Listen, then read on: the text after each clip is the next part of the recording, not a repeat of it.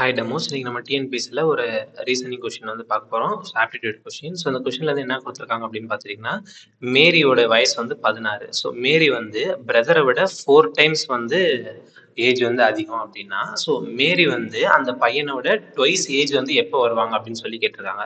So first வந்து மேரி வந்து 16 years old வந்து கொடுத்துருக்காங்களா, அவங்க பிரதரோட 4 டைம்ஸ் அப்படின்னா, ஸோ எந்த நம்பர் வந்து 16க்கு வந்து 4 டைம்ஸ் இருக்கும்? ஆப்வியஸா வந்து 4 தான் வந்து 16க்கு வந்து 4 டைம்ஸ் வந்து இருக்கும். அப்ப அந்த பிரதரோட ஏஜ் வந்து 4, மேரியோட ஏஜ் வந்து 16.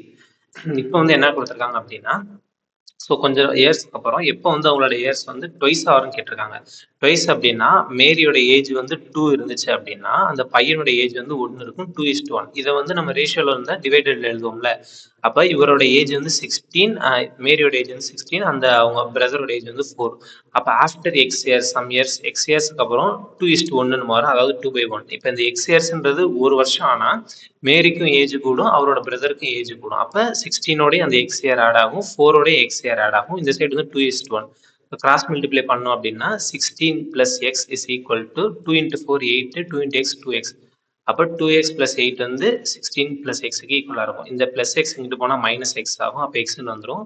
+8 இங்கிட்டு போனால் -8 ஆகும். அப்போ எக்ஸோட வேல்யூ வந்து 8 இயர்ஸ். இப்போ வந்து நமக்கு என்ன கேட்டிருக்காங்க, மேரியோட ஏஜ் தான் வந்து கேட்டிருக்காங்க. அப்போ ஆல்ரெடி 16, 16ஓட ஒரு எக்ஸ், அப்போ 8 ஆட் பண்ணோம் அப்படின்னு பார்த்துட்டிங்கன்னா ஆன்சர் வந்து 24. ஸோ மேரியோட ஏஜ் வந்து 24 அப்படின்றது அந்த கொஸ்டினோட கரெக்டான ஆன்சர்.